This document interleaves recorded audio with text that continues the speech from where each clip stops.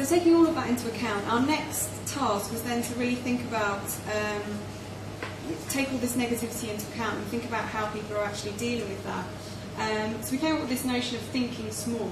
I'd just like to read to you a quotation that we came across in Ian McCann's Saturday, which we really liked, which is, "The bigger you think, the crappier it looks." Asked to explain, he said, "When we think about the big things, the global situation, the political situation, global warming, world poverty, it all looks really terrible with nothing getting better, nothing to look forward to.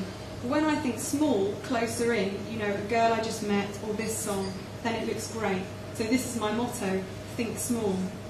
And that really seemed to resonate with us and sort of what we'd seen in the groups actually, because whereas people were kind of ranting about how negative they felt about Britain, when we asked them to think about their own lives, they were actually much more positive.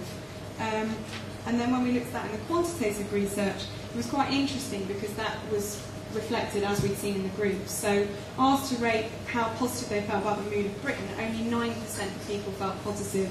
When we asked them to think about their own lives, actually 60% of people were quite positive.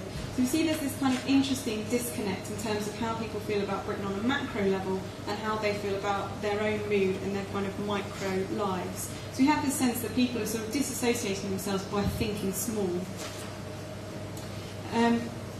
We asked people in the research to take photographs of things which affected and reflected their moods. And we have this lovely gallery of sort of the things that made people happy. And it was interesting to see how it was the little things and the simple things that were feeding into their happiness. So cooking, walking in the countryside, spending time in the garden, spending time with their families, the sort of the simple things and the little things.